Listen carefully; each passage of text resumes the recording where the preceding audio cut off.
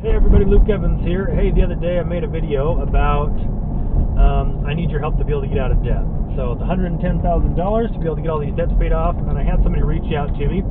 Tyler, shout out to Tyler, what's up? And he knows that I have a lot of experience with real estate and real estate investing in years past, and so he was asking for a video training on what do you do to be able to get some real estate, how do you go about the financing, things like that. So what I'm going to do is I'm going to make a video for him, and quite frankly I just asked Tyler, I said, hey, what is this worth to you? And Tyler said it's worth $1,000 to him. So what I'm going to do in the next video is I'm going to make this video about how you can do that. And in fact, you know what? Let's just do it right now. I'm just driving right now. Let's make the video right now. So we have 3 different types of financing, right? And most people know, to keep it simple, the traditional route, you can go to a bank. The traditional route, you can go to a mortgage company, mortgage lender. And the traditional route, you can go to a credit union. Okay? Those are pretty much your 3 main options. Basic. That's what most people do traditionally.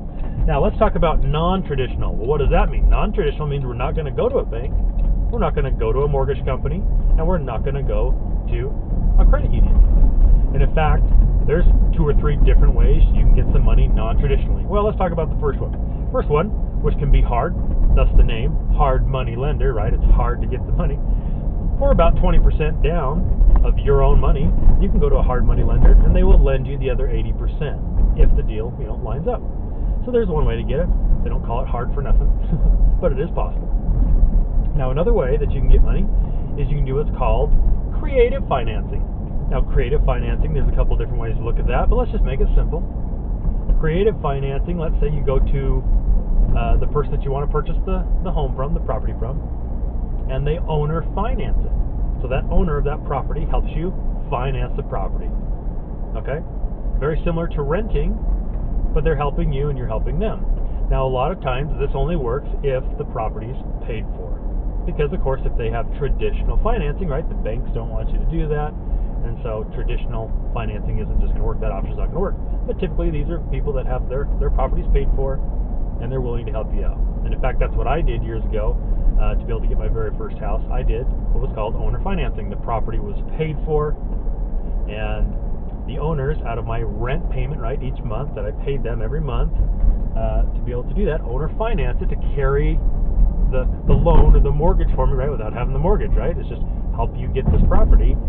What they did is they took half of the proceeds and they paid themselves out of that, and they took the other half of the proceeds, and what they did is they put that into a savings account for me.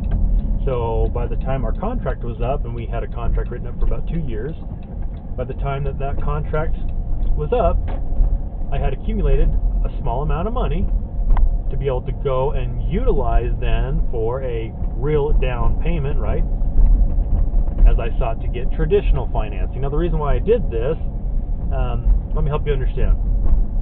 I was trying to get on my feet, trying to get out of debt, trying to get a down payment, and trying to build my credit. All those things that you would typically normally have to do in order to get traditional financing, right? Go to a bank, go to a mortgage company, or go to a credit union to be able to get finance to be able to purchase your property. And just so you know, most down payments are anywhere from 3 to 5%, typically. Now, there are programs that you can do it a lot less. Heck, there's even programs out there nowadays that you can get a mortgage for $500 down, right? But sometimes the interest rate's a little bit higher, and that might be hard for some people. However, again, going back to, it is possible, right? Now, my scenario, half of the monthly payment went toward me, into a savings account toward me that I was going to use later, right, after the contract had expired, or ended, to be able to utilize that as a down payment for me to get a traditional mortgage. Now, some people will finance the entire thing, and they'll just essentially kind of be your own bank. You can do a 15-year fixed with them, or you can do 30 years, depending on what they want, depending on what they're willing to do. All things are possible. But again, non-traditional financing, owner financed, they're carrying it for you. You don't need a credit score. You don't need great credit. And in fact, you don't even need any money down, typically.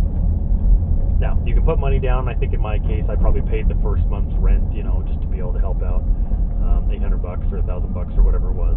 But anyway, by the end of the 2 years,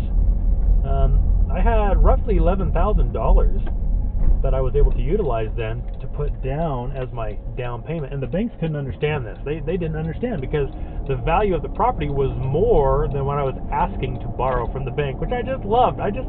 Still to this day, I just have to laugh because they couldn't understand how I did that.